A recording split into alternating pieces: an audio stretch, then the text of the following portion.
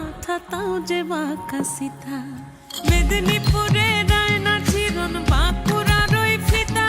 আর যতন করে বাঁধলি মাথা তাও যে বাঁকা সিথা